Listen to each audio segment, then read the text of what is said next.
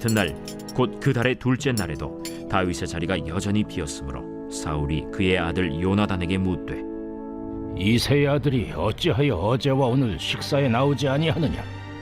다윗이 내게 베들레헴으로 가기를 간청하여 이르되 원하건대 나에게 가게 하라. 우리 가족이 그 성읍에서 제사할 일이 있으므로 나의 형이 내게 오기를 명령하였으니 내가 내게 사랑을 받거든 내가 가서 내 형들을 보게 하라 하였으므로 그가 왕의 식사 자리에 오지 아니하였나이다 하니 사울이 요나단에게 화를 내며 그에게 이르되 배영무도한 계집의 소생아, 내가 이새의 아들을 택한 것이 내 수치와 내 어미의 벌거벗은 수치됨을 내가 어찌 알지 못하랴? 이새의 아들이 땅에 사는 동안은 너와 내 나라가 든든히 서지 못하리라. 그런즉 이제 사람을 보내어 그를 내게로 끌어오라. 그는 죽어야 할 자이니라. 그가 죽을 일이 무엇이니까? 무엇을 행하였나이까?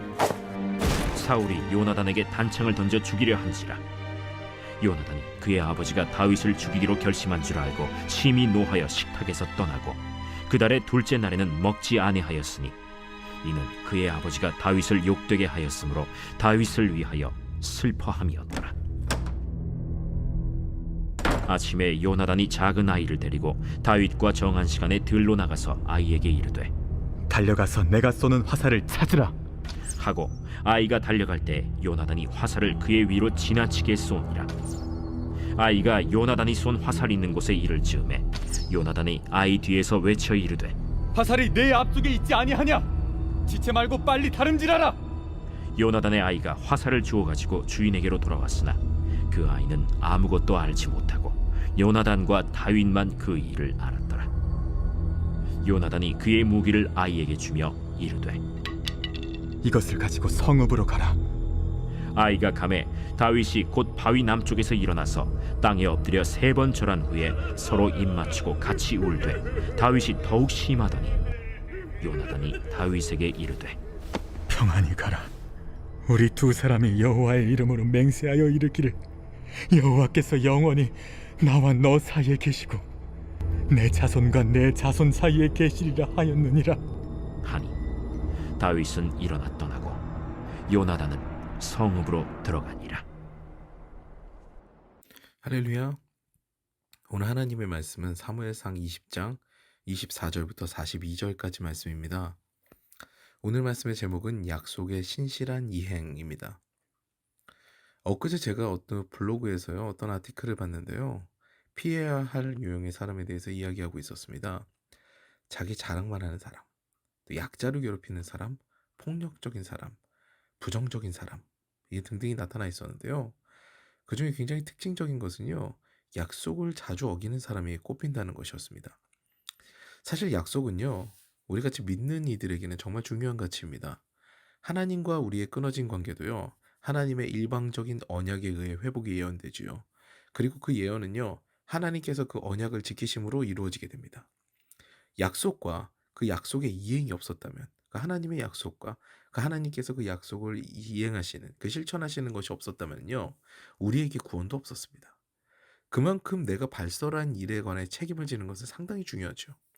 특히 약속은요, 그 약속을 정할 때가 중요한 것이 아니라 그 약속이 이행될 때 빛을 발합니다. 왜냐하면 그 약속을 통해 처음 믿음의 발을 들여놨으면요, 그 약속의 이행과 성취를 통해 신뢰가 쌓이기 때문입니다. 그렇게 쌓인 신뢰는요, 평생의 재산이 되게 되죠. 특히 하나님의 사람은요, 언약의 중요성에 관한 이해가 각별해야 합니다. 왜냐하면 우리 자체가 하나님의 언약의 백성이기 때문이죠. 그 언약을 알고 그 은혜를 경험하게 되면요, 그 약속이 얼마나 중요한지를 알게 됩니다. 우리는 어제 요나단의 신실한 신앙에 관해서 이야기를 나눴는데요, 오늘은 요나단의 신실한 약속 이행에 관한 이야기를 나눠보고자 합니다. 다윗과 수풀에서 이야기를 나눈 요나단은요, 초하루 가족 식탁에 참여를 합니다.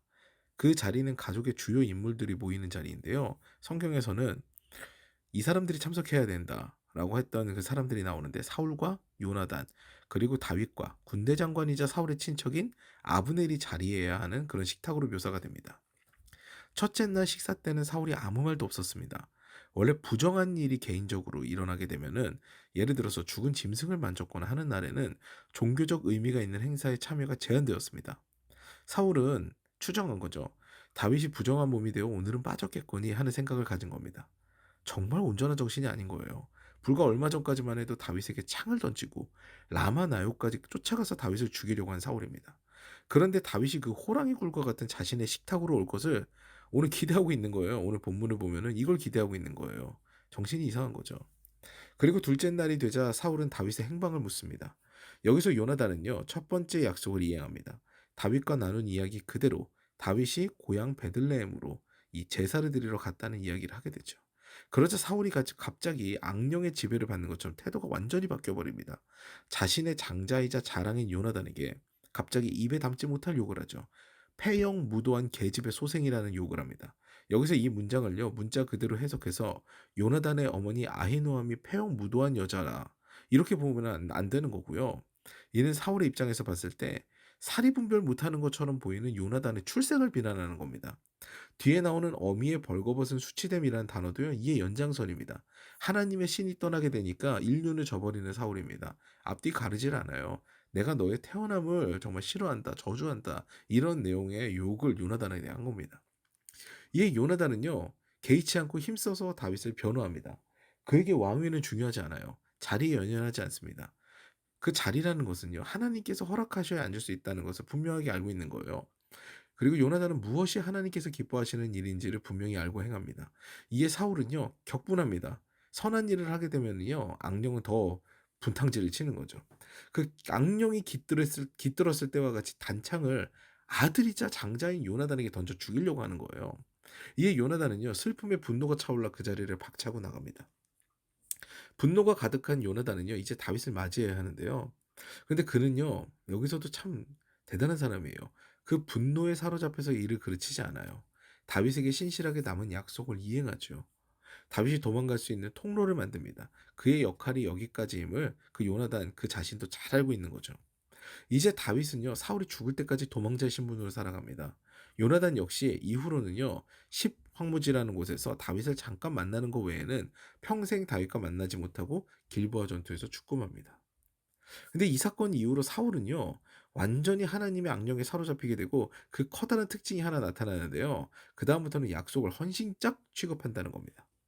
그는 이후 다윗에게 두 번이나 죽을 뻔한 위기를 만나고 그 위기를 다윗이 스스로 넘어간 거죠. 다윗이 죽이지 않습니다, 사울을. 그러면서 그것을 알게 되니까 감동하여서 다윗을 죽이지 않기로 맹세하지만 그 맹세는 전부 헛맹세입니다. 마치 이집트의 바로 같아요.